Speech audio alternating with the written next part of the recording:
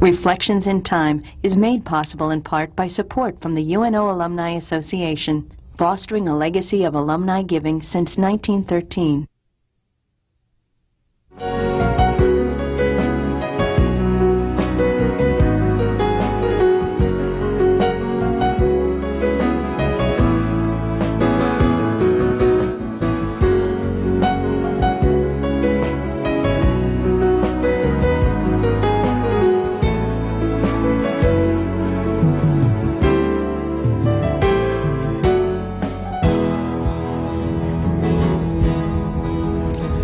The interview series Reflections in Time was begun by the late Professor Paul Borghi more than 15 years ago.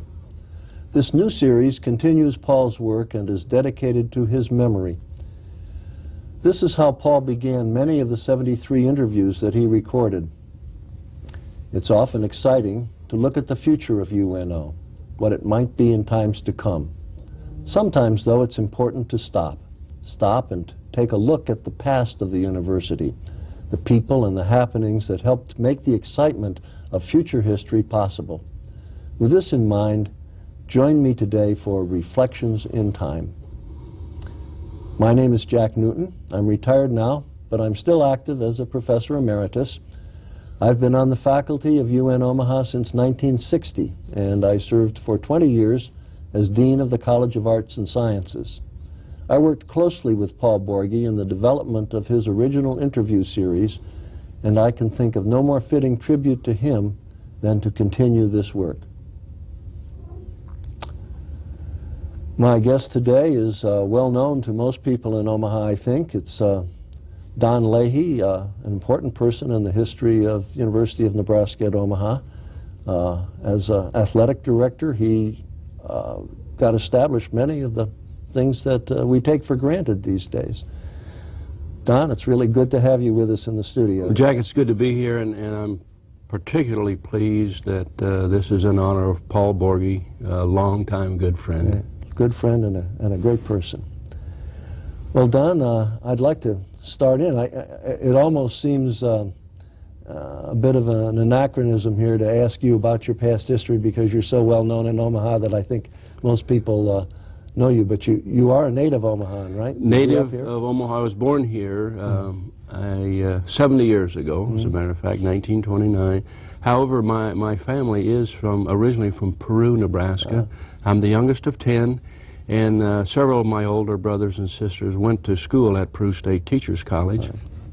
And then when I moved to Omaha permanently, I was in the 8th grade, and I graduated from Lothrop Grade School here in Omaha, and then went on to Creighton Prep.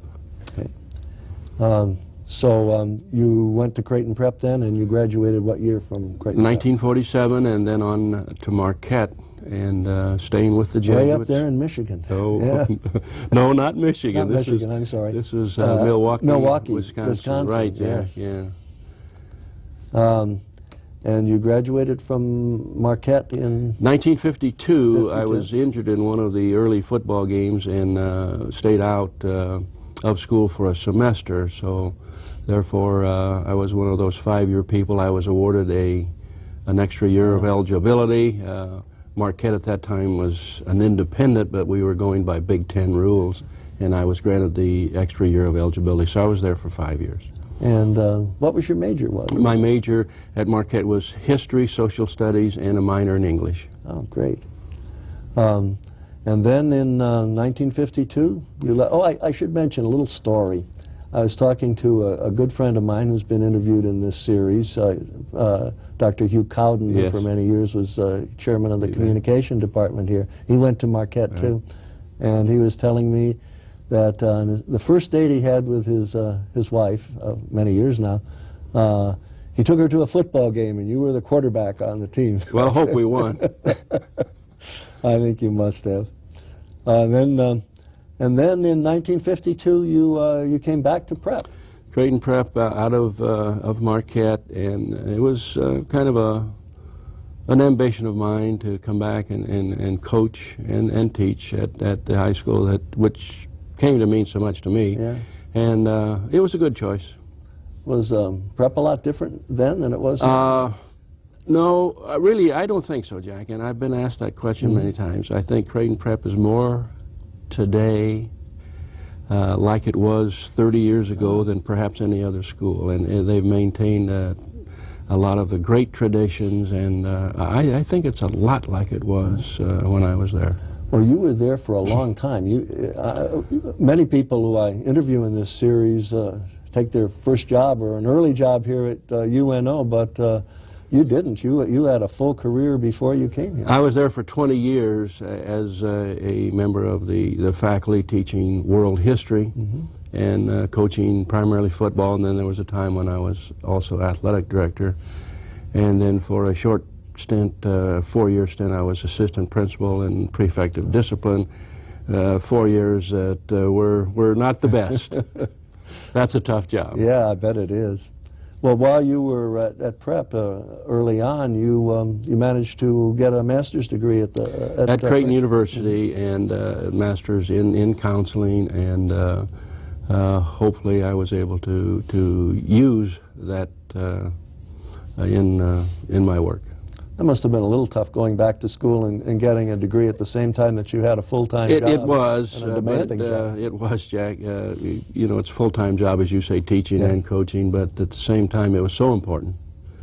And I think it was most beneficial, so obviously it all worked out well. Great.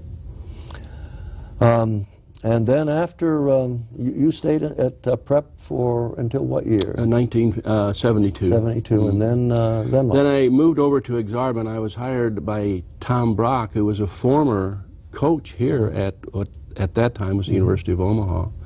And I had known Tom for a number of years. And Jack, actually, I was not sure of that move. I really wasn't. But as it turned out, as we look back now, so many things happened there at Exarban that were so important in my career, the rest of my life.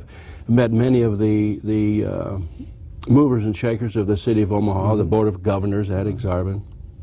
And then that was my first contact with hockey. Part of my duties there, I was a liaison from the Exarban staff to the Omaha Knights professional hockey team. So I was very closely associated with the hockey, professional hockey program. And then also very active with the youth hockey program.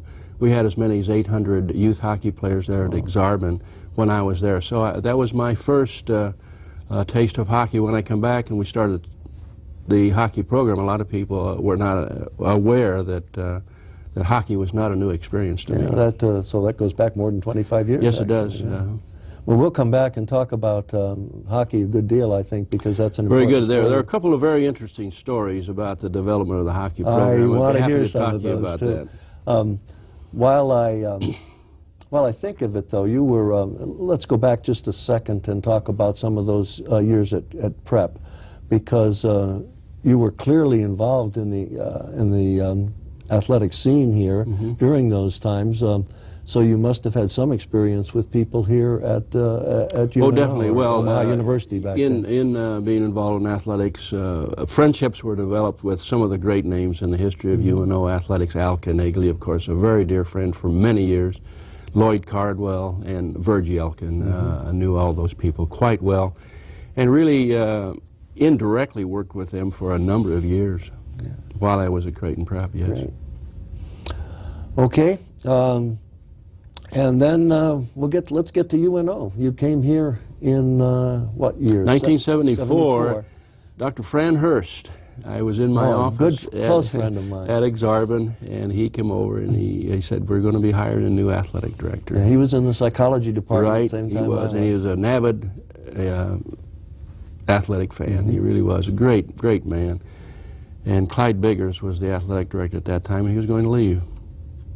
And Fran said, I think this might be a good spot for you. And I looked into it, and I'm more than happy that I did, because it worked out well. And I put in my application, went through the interview process, and I still owe a debt of gratitude to Ron Roskins for hiring me, because after all, so you were hired in the early Roskins years. Right. I had no college experience at all. But was that a big change, going from a high school experience to a college experience? It's a different world, Jack. It really is, and more so today because of the intense recruitment the funding.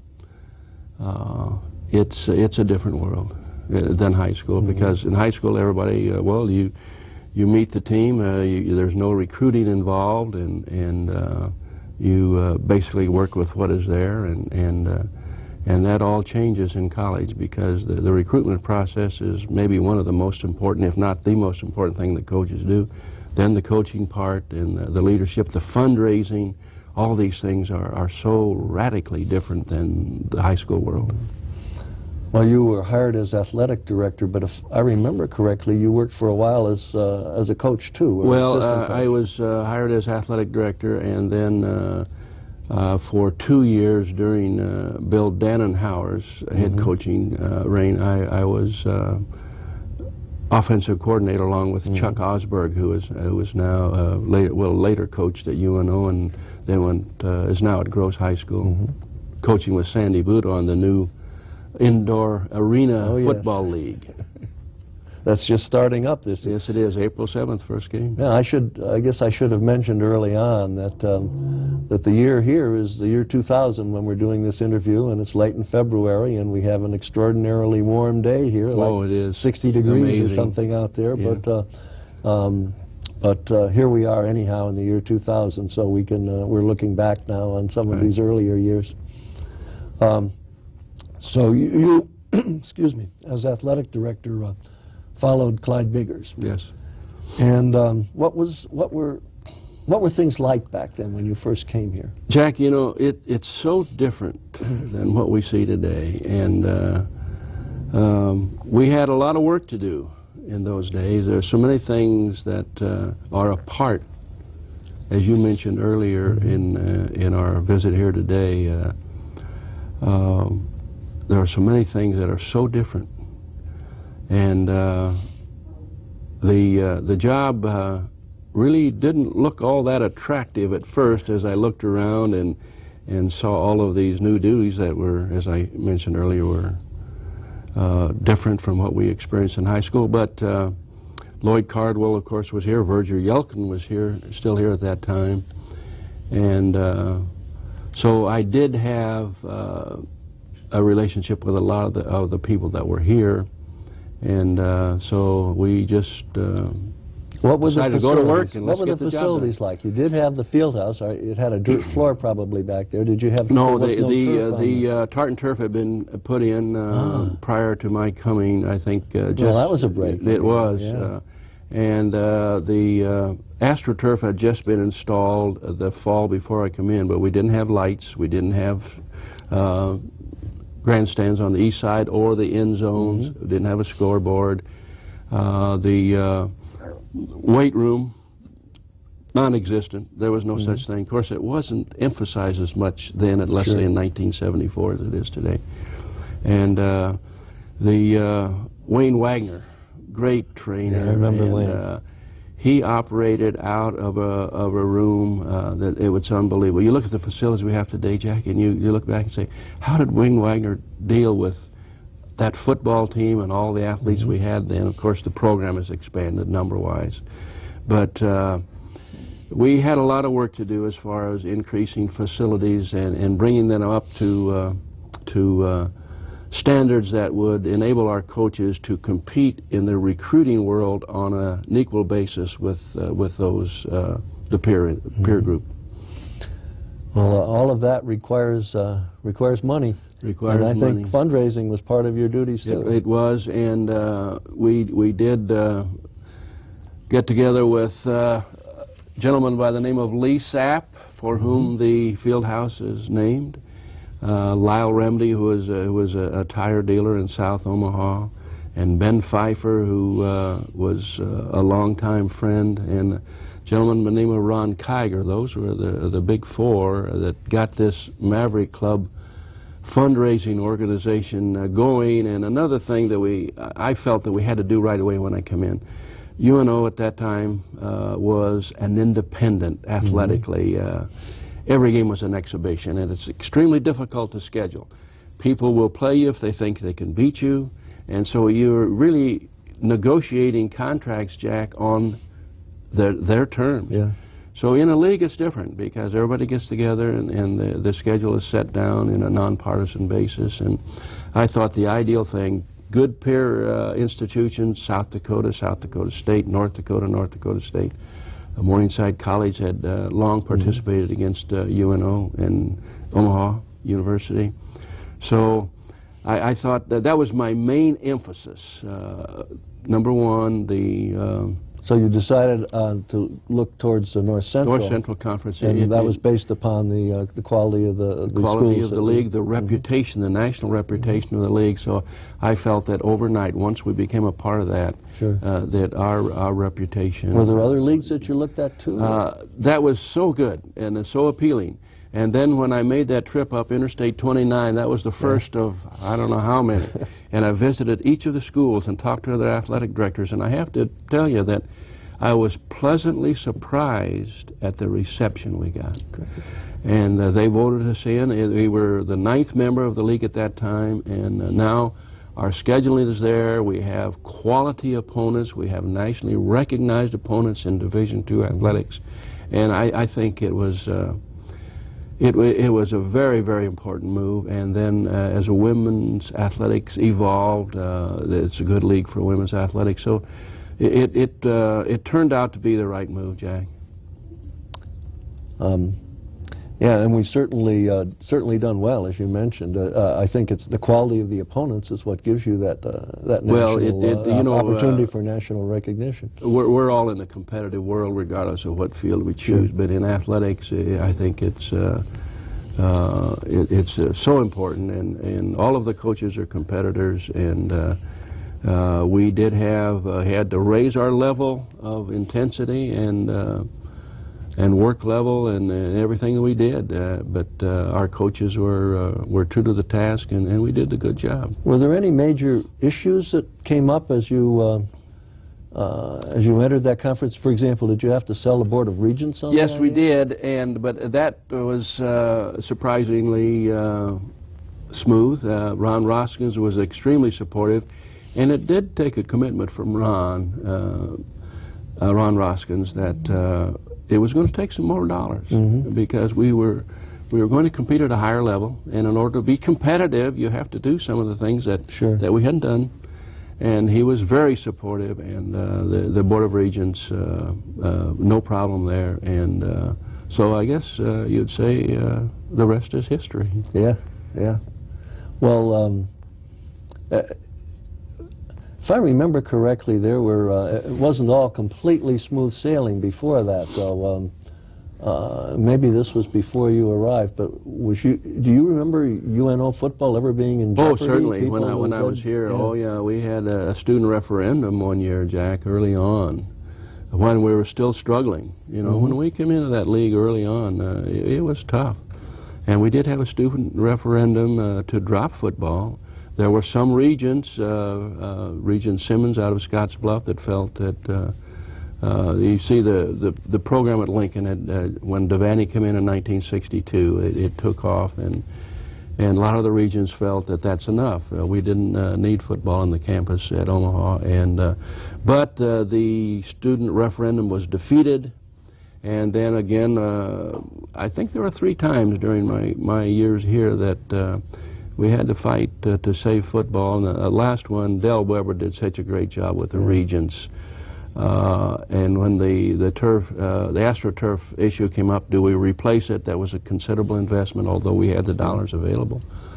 And so with the decision was a tough one at that time. It took a lot of work by Del Weber, and Del and I got in the car and traveled across the state to visit personally with the regents that we could talk to. And I would hope, Jack Newton, that issue has been put to rest. I would hope that does not come up again. And the regents at the time, when they made the decision, they said, okay, now we understand that this is a campus issue. Let's leave it a campus issue. If they feel they should have football and can afford it, fine. That's the business of the campus at UNO. And I think we've done well enough in it now, so that I think you're right. It is an issue that's behind us. Well, you mentioned Del Weber. there was a changeover in administration then while you were here from Dr. Roskins, who hired you, Ron Roskins, to Chancellor Weber, Dr. Weber, who succeeded Dr. Roskins. Yeah. And they were both perfect men for the time, Jack. I think Ron Roskins came in and began the change, I think, to the university be approaching a wider scope and moving forward. And Del come in, a totally different personality. They're close friends now. We're all three of us are very good friends. And Del was Del. And he did things the way he saw fit, and here again, the rest is history. He did such a magnificent job in the 20 years that he was here, and became a very, very close friend. And that was really one of the major reasons why I came back out of retirement at the request of Del Weber. Oh, in between Ron Roskins and Del Weber, we had an interim chancellor, Vic Blackwell, I think, was during his time. That was before Roskins came in. Oh, was it? Yes, it was. Oh, that's right. I'm sorry. It was before Ron Roskins came in. You know, when you've been around for a while, all these things kind of blend. They blend together. But no, Del Weber succeeded Ron Roskins. Right. Yes. Okay, and it was during. I remember the reason I mentioned Blackwell because it occurred to me that at that time there was a lot of concern about whether we were going to retain football. That's right. It's had a storied past, but as we said earlier, I think it's here to stay. Well, around that time somewhere, Title IX came into the picture, and women's athletics picked up a bit. Could you talk a little about that? Well, thank goodness for Connie Clausen, and I've said this many times publicly. In my mind, if you talk about the history of UNO athletics, the #1 person in the history of the program at UNO is Connie Clausen. And we work together very, very closely, and there are a lot of campuses around the country, as you'll recall, Jack, had wars when this thing happened between the men and the women's athletic program. I know of a case where both at a university here in the Midwest, basketball practice, both teams came on the floor at the same time, and they were going to practice at the same time. That kind of thing happened a lot around the country, but Connie, with a brilliant mix of standing tall for women's athletics, which she did, but at the same time realizing that this can't be done overnight. We've got to work together. We're going to get this done. I know we're going to get this done. So let's get after it. And through her leadership, we now have, I think, the finest women's program in Division II athletics. If I remember correctly, there were a couple of occasions here where there was some concern about who would practice when, since you mentioned that. Well, that often, when that did come up, I had a way of handling that, Jack. I'd bring the coaches in and say, now, if you can't work out this problem or concern or schedule, I will make the schedule, and neither one of you will be happy. That seemed to work. Yeah. And Coach Connie, so cooperative. We worked together, and actually Connie also was so good that the way she went about her job and her understanding of the entire program and the Title IX issue actually helped benefit men's programs. Yeah, I was going to ask you, what has the women's program done as far as athletics in general at the university is concerned? In other words, you mentioned that it helped the men's programs. It did in many ways, and I think we are. I would hold our program today, Jack, as far as meeting the guidelines of Title IX. We're still not 100% there, but we're so close. I think we have one of the best programs in the country as far as meeting Title IX guidelines are concerned. Did it change the mix of teams? Yes, it did. And you know, when we started hockey, I know we're going to talk about hockey a little bit later, but we had to establish a new gender equity program.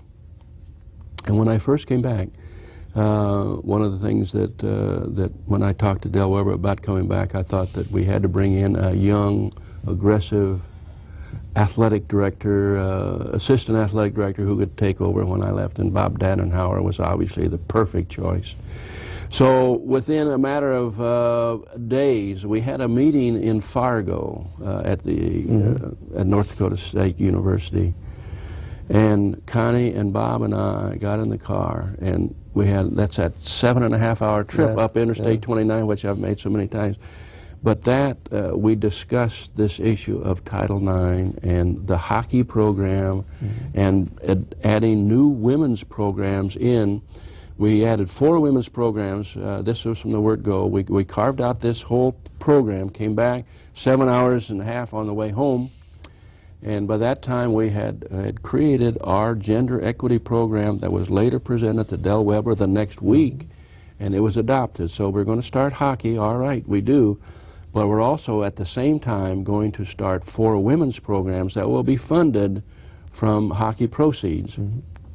Primarily from hockey proceeds, and that of course was swimming, which is now extremely successful. Soccer started this year and was extremely successful, year, and now we'll have golf and tennis in our program in the fall of 2000, and so now we'll have 14 athletic programs, and that's a big change. And but we'll have 9 women's programs. We'll have 4 Division II programs for men and 1 Division I program for men, and that would be hockey, of course. Well, about this time you changed careers again.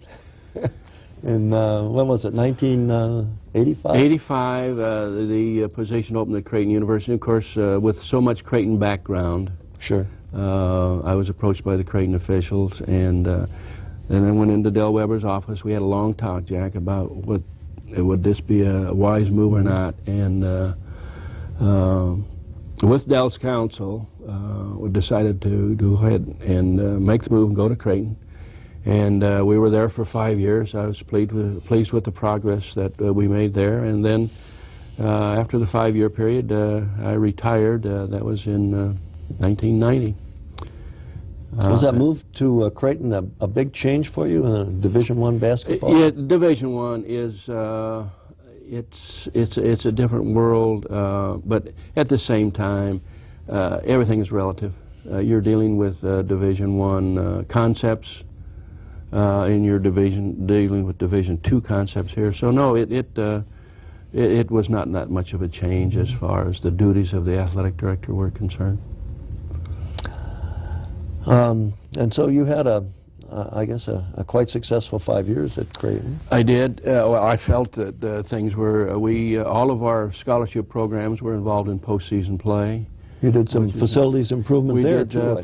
We funded or led a fund drive to build an addition to the gymnasium, which would house men and women's athletics. We also helped with a fund drive that established the softball baseball complex, which is still there today, and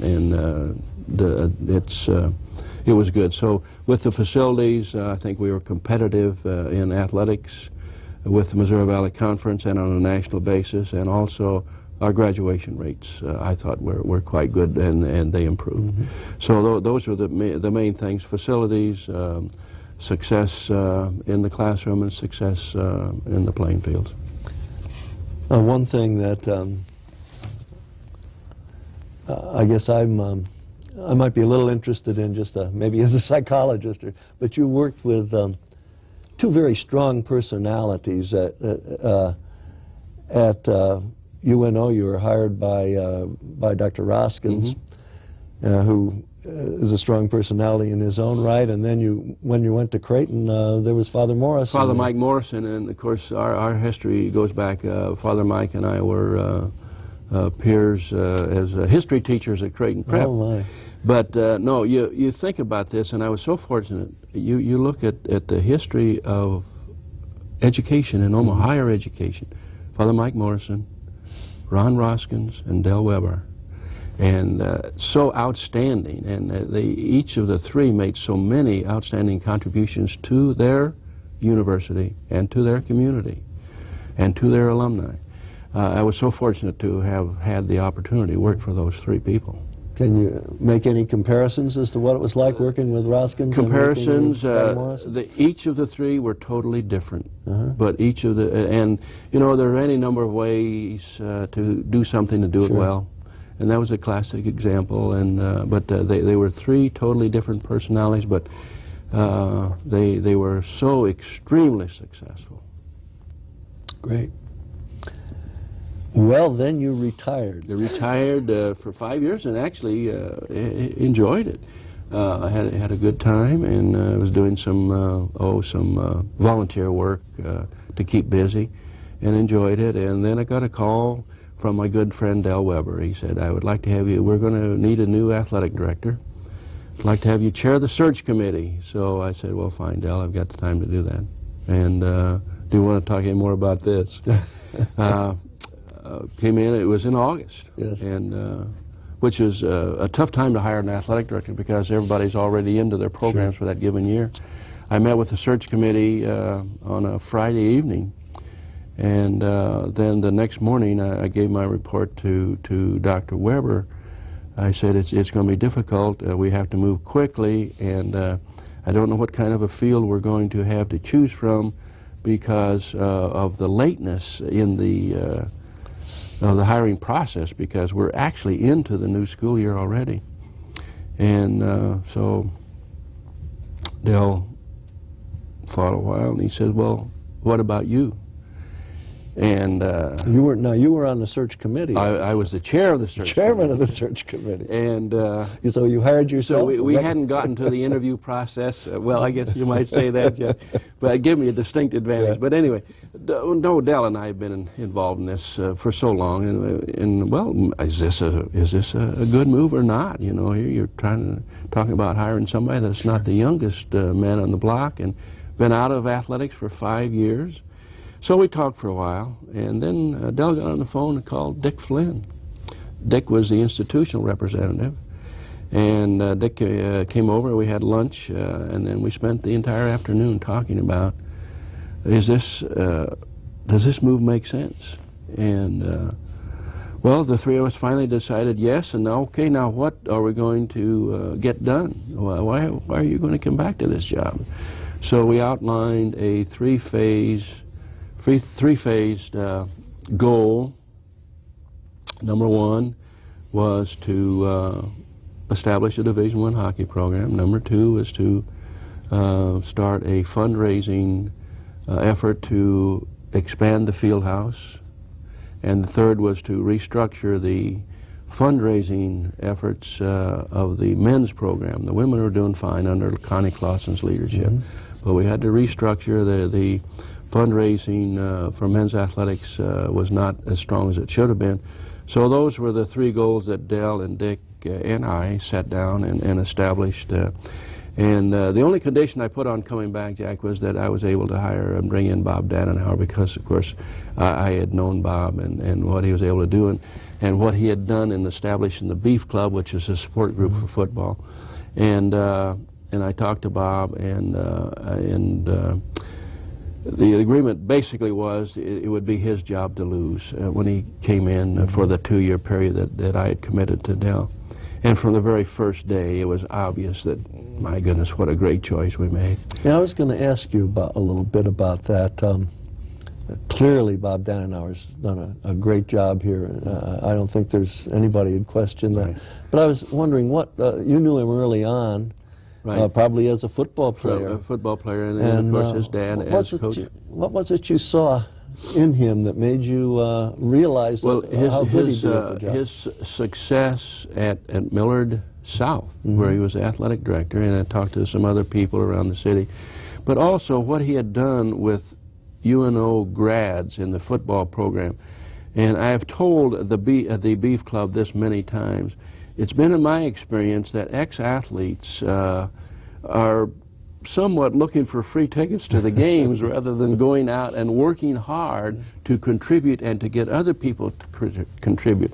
So I saw in what Bob Dannenhauer did there as so unusual, so unusual.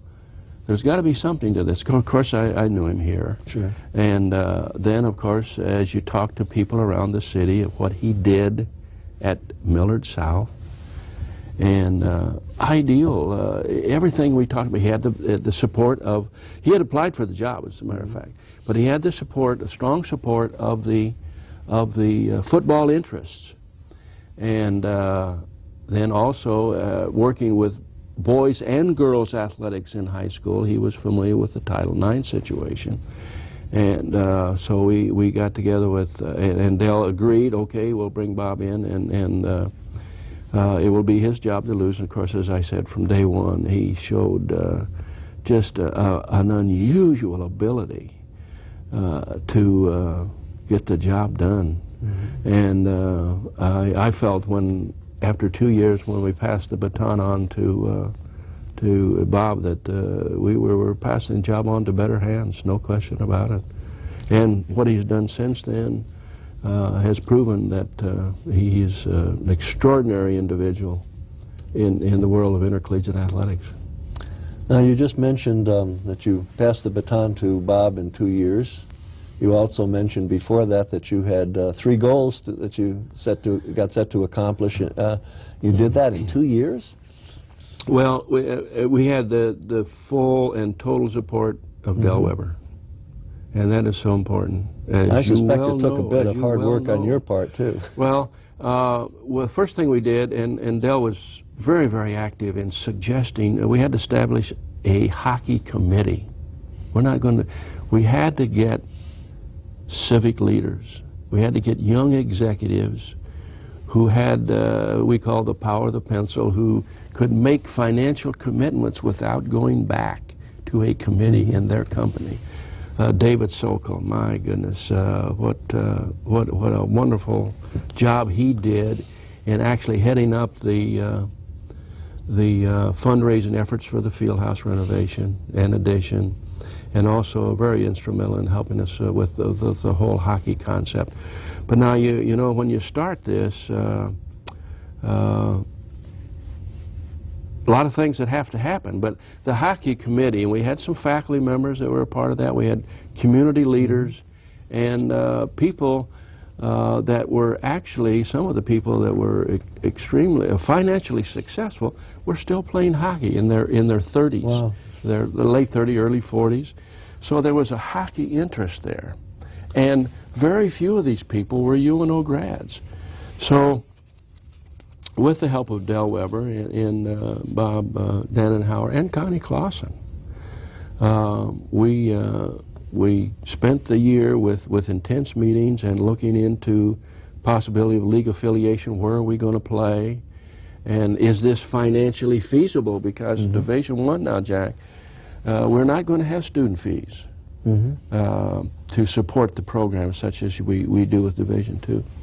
So we did a financial survey, and it was done by our own council here within the university at the Kiewit Center downtown. And they did an extensive study contacting programs around the country, and came back with a recommendation: go for it, do it. And the success of the Lancer program here in town, the Omaha Lancers, was a factor, no question about it. And in our earlier projections that I presented to Del, when he made the decision, we thought, we had been told that the Lancers had 2,000 people on their waiting list, 2,000 tickets.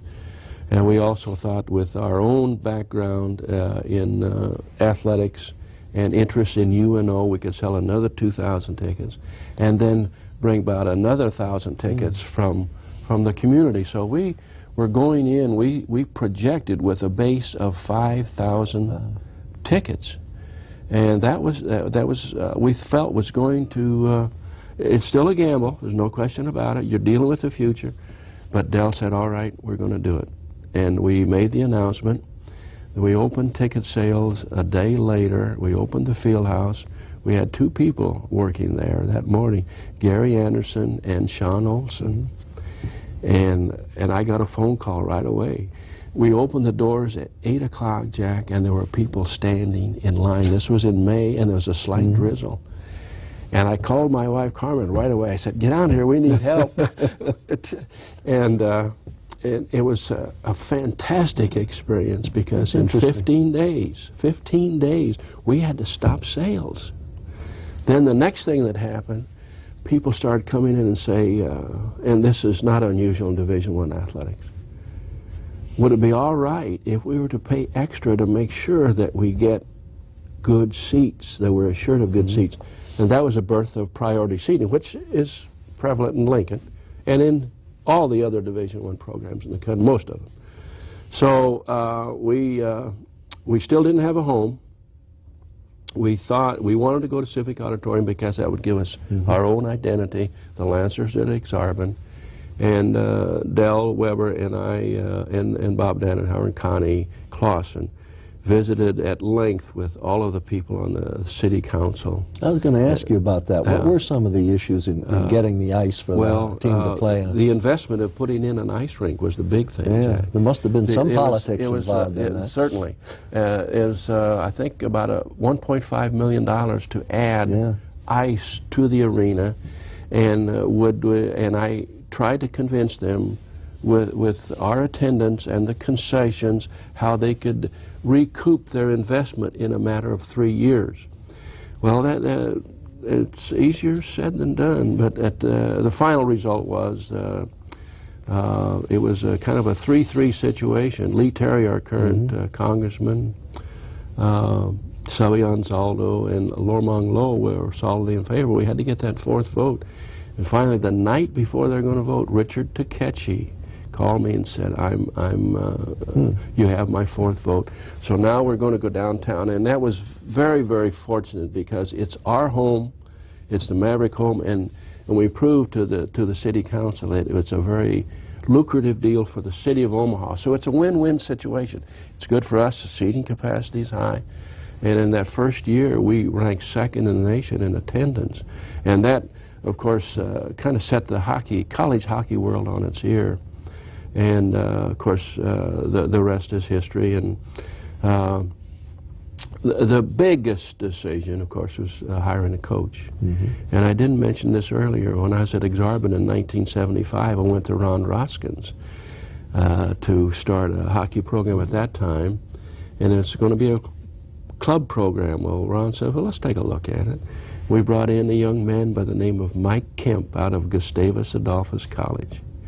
And he was our coach. This was in 1975. And for hockey as a club sport. For a club sport. And we played Iowa State. We had Nebraska and I think Air Academy and some of those teams. And then came time to make the decision. And I sat down with Ron Roskins and we discussed this. He was right. He said, the timing is not there.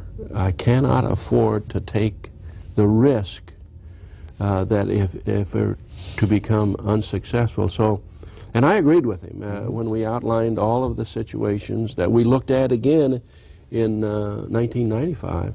So we abandoned the concept of starting a varsity program at that time. Mike Kemp went on about his hockey career, and I didn't see him again until he came in for the interview. And when Mike just took everyone by storm, all the committees and our athletic committee, and it was there was another candidate, was an outstanding candidate, Frank Serratori. He was now at the Air Academy coaching hockey there, very successful with the Lancers. He was a heavy favorite going in, but Mike Kemp really stole the heart of all the committee members, and he was a unanimous choice. And he's done a great job. Oh, he's done an outstanding job of recruiting. He brought in a great coaching staff, and the thing that I'm really most proud about, they're extremely competitive in the finest league in the country. We're still hopeful of home ice this year. But the job that the hockey team has done in the classroom, they have averaged 3.19 as a team. And of course now they are on the average, Jack, 2 to 3 years older than the average athletic department student athlete here at UNO, because they go into that junior program, you know, after high school in order to hone their skills and get a college scholarship. But Mike has been the complete package. He's established a good relationship within the athletic department, within the university community, within the community at large, and within the college hockey world. So he's the answer. and he's done a great job. So that's a very, very quick story of how it all came about. But it's an exciting time, as you well know. Right now, to me, is the most exciting time in the great history of our university, with the new institute, the Information Science, Technology, and Engineering, and that's going to be on the cutting edge. Academic, it's a super on-campus housing is another new venture for the university. So different. The hockey program, where we're looking at peer institutions such as Michigan, Michigan State, Notre Dame, Ohio State. It's exciting. When you first came here, did you ever think you'd see the day when UNO would be playing teams like Michigan and Notre Dame and Ohio State in any sport? If anyone had mentioned that, Jack, I think they would have called for the men in the white coat. But as things evolved, and one of the keys has been administrative support. Ron Roskins and then Del Weber. So outstanding to get this thing off the ground. And I have to ask you, Don, that first game, first night that we played, how did you feel when you saw that team come out of the ice?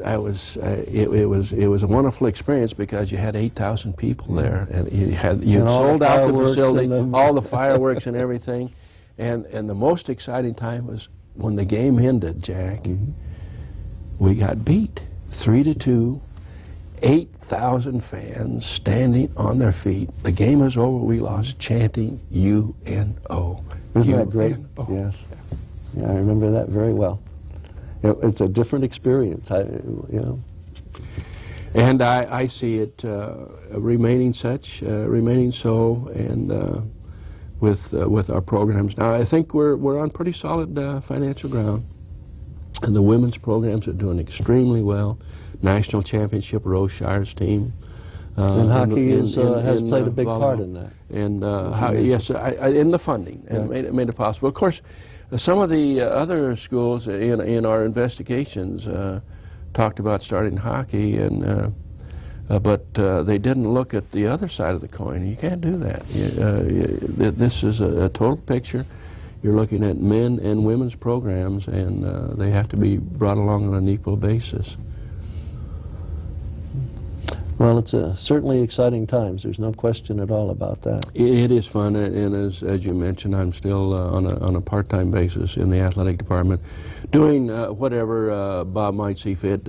He's extremely busy, and so many meetings, and there are times when I represent the department when he can't be in two places at once. That's one thing he hasn't learned to do yet, is to bilocate. So there are times when he might have me go to a service club for a speech, or go to a booster club meeting, and I'm happy to do that, and helping with a couple of the fundraising efforts with our Maverick Classic golf outing and our honors dinner, where we'll raise, well, we're trying to catch up with what the women have been doing for a long time. They're raising $150,000 or more on the Women's Walk, and we want to get these two events up to that $150,000 category, where you'd have 3 major annual events that bring in $300,000 for athletics. Great. Now, one thing I've been curious about, we have down the road a piece here, 60 miles, a major athletic program, particularly in football. Right. And is there any interaction at all between the athletic departments? There is a great interaction, and for example, our football program, perhaps more so than any of the other programs, we have several of our assistants who played at Lincoln. And of course, then our staff goes down there and meets with them, and then talks football. So it's a good relationship. And then Melissa Odell, our new golf coach, played at Nebraska, and she, in her interview process, felt that her relationship with the coach at Lincoln, you know, only so many golfers can go into that Division I program. There are going to be a lot of golfers that can't qualify for Division I, would be right at the top of Division II. So, no, it's a good relationship with the athletic department officials in Lincoln. I know Bob has gone down several times and met with Bill Byrne. So it's a good relationship, and I'm pleased about that. When Bob Devaney was there, Cletus Fisher on his staff, long-time close friends. So, no, it's a good relationship, Jack. Well, we're getting down towards the end of the hour we're spending together, and maybe it would, at this point, it would be nice to talk about some of the people. We've done that already, but let's concentrate on it. For example, when you first came here, you'd been at Creighton Prep for a long time, and you, as you mentioned earlier, you knew all of the people in athletics in the city. Who are some of the memorable people at UNO that you recall early on and then later? Right, and that's a good question. I think maybe that was perhaps the reason that Ron Roskins decided to hire me without any college experience, is that I had been in the high school scene for a long time. And actually, that's where you go to get all the recruits, in the high school arena. So that was a big part of it. But so many people. Al Caniglia, for whom the stadium, the field, Al Caniglia Field, is. Al and I were good friends for a long time. Verge Yelkin I had known for all those years I was in high school working at Creighton Prep. And Lloyd Cardwell. Cardy, great guy, a great coach. Lloyd Cardwell. All three of those people are in the UNO Athletic Hall of Fame. Did great jobs. And established a fine tradition here for us at UNO. And then they built that foundation from which we were able to expand into where you see us today. And as I mentioned earlier, Ron Roskins, Del Weber, a close friend and so helpful in steering us to the right people on this hockey committee to get this done. Connie Clausen, as I said, the #1 person in the history of UNO athletics. And of course now, the young man coming in running things today, Bob Dannenhauer. I'd say those four, and of course you're going to leave it out, a ton of people, but those four, and but I can't overlook the coaching accomplishments of Mike Denny. Absolutely unreal. The way he has maintained that program on the highest level all the way through, even through the budget cut years, and established a national championship program. And we had many great coaches, and maybe I should not single out. You had Rose Shires with the national championship team, Mary Yori, great. Connie Clausen coached the national championship team. Sherry Mankenberg doing such a great job now in taking over for Connie Clausen. So great people, and as I said, Jack, it's an exciting time. And I always felt that well, Jack Newton and the faculty at UNO, I felt we had good support. I really did, and that was so important. And we tried to do the good job with our student athletes to make them students first, athletics close second. So it's been a great experience, and I hope it continues for a while. Now you mentioned, we've talked a bit about Bob Dannenhauer, who of course was a student athlete here at the UNO. Were there other student athletes that you can think of that are particularly memorable? Or? Well, you go back to the history of UNO athletics, and you had some totally outstanding people. Maybe here I'll get in trouble with this, and I talk about Roger Sayers as perhaps arguably the greatest athlete, because he's a world-class competitor in track and field. And he was also an outstanding football player. And then we had many go on into the pro athletics. Bruce Benedict, still in professional baseball.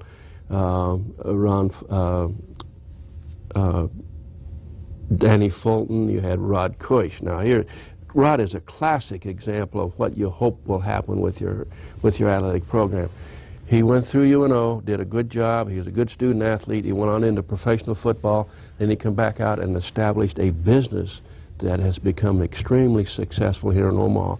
Now then he is now helping promote the program here. Great. So that's a classic example of what you like to see happen in an athletic program. Rod Cush. One question I've got to ask you, because I guess you always ask anybody who's been involved with athletics at all. Can you think of any particularly memorable games that you participated in as a player or as a coach or even as a spectator? Oh, boy, I tell you, there are so many that how do you single out any of the most important. I think, I remember the field house jammed to the rafters, got in trouble with the fire marshal. We enlisted the crowd at 5,000, and we won the North Central Conference Championship. Bob Hansen was the coach. Dean Thompson, another one of our great players. We won the championship, and it was in the write-up. 5,000 people attended the game. Monday morning, the fire marshal is here, and he says, "You can't put 5,000 people in this building." Okay, so then, you know, at that time, the basketball was so successful then too, Jack, we had to open up extra entrances and exits to our game.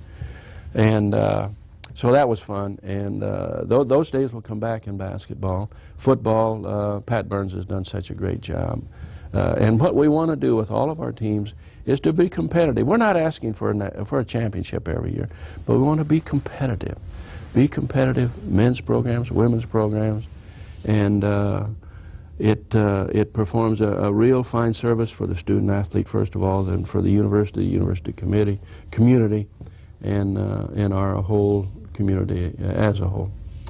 Well, if we can kind of sum things up here, maybe I could ask you the question of the many, many accomplishments that you've had here. Which are the ones that you're most proud of? Well, first of all, it wouldn't be me. It would be what has been done by all the people that are involved.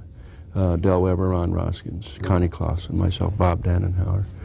So I think one of the keys to the growth of our program was becoming a member of the North Central Conference. Because it gave us the stability and the prestige that we could not get as an independent. I think the establishment of a model program for Title IX, and I think you'd have to say that the hockey has been a good addition, and I'm happy about that because of what it's done. It's put us in the limelight more so, and it's enabled us to fund additional women's athletics. So I think the entrance into the North Central Conference, certainly important, and then the hockey program, and then the privilege of working with the administration, with Del Weber, Ron Roskins, and of course Connie Clausen. All those years, and now Bob Dannenhauer to carry on, and Sherry Mankenberg. They're telling me my time's about up. All right. So, well, I want to thank you very much for joining us today, Don. And thank you and our audience for joining us today on this in the end of February 1990 or 19. I was going to say 99, year 2000. And thank you for joining us on a visit with Don Leahy. It's always good to talk about my favorite topic. And Don, we haven't said so, but we know even though you're semi-retired, you're still very, very active. Thank you again. Thank you. We have been taking a look at some of the history of UN Omaha as seen through the eyes of the history makers.